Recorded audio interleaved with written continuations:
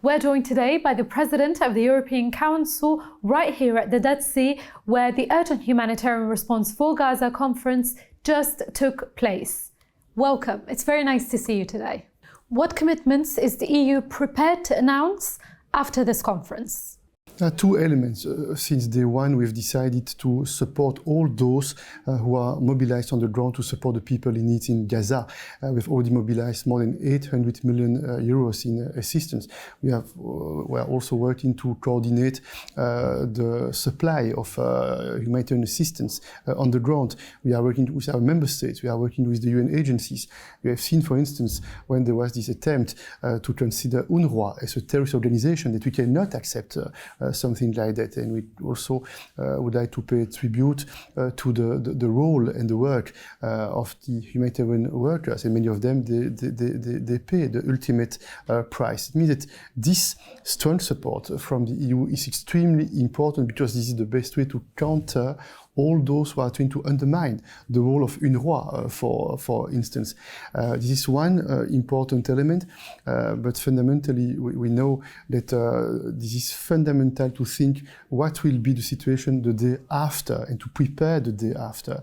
And it means that political talks, political coordination is needed, and the EU is ready to play a stronger role, a more ambitious role, together with the countries in the region, together with the United States, so that we can make some decision that will be helpful for bringing peace and security in that region.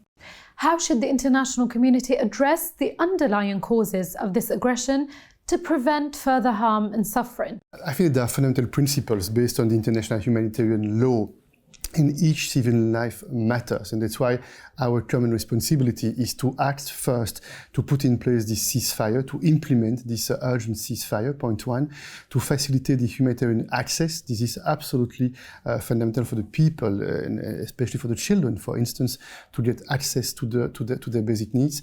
And it's also very important to be clear, the peace process is fundamental for the future, because if we want security in that region, peace is absolutely needed.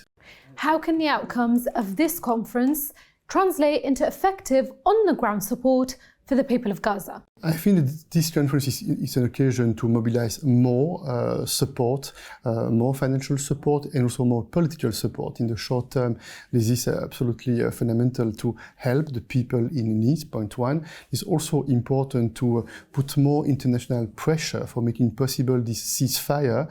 This is absolutely urgent, and also this essential to talk about the two-state solution. What does it mean, and what are the steps that are needed to make it happen, to make it real? The topic is not only what are the statements that are made. This is important, but this is only a step. What is important is to implement the commitments that we are making.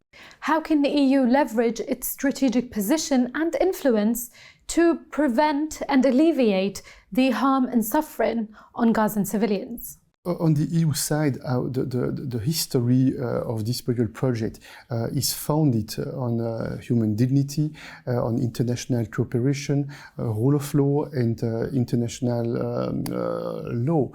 This is the foundation of this EU's project, and that's why we have to be very vocal at the international level. It's one thing.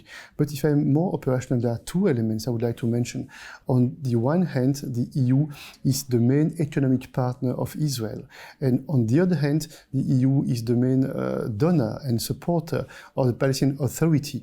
And that's why our political role should be more in line with this influence we have because of our position in terms of ethnic partnership or in terms of partnership for development for the Palestinian people.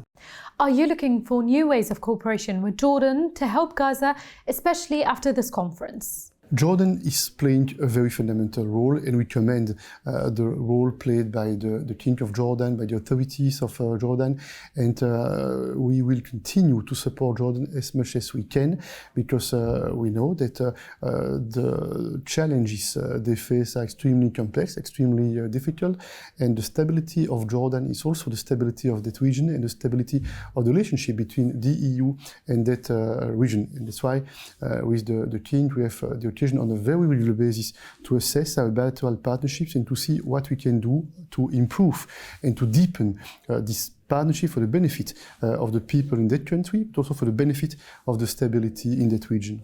Thank you for being here.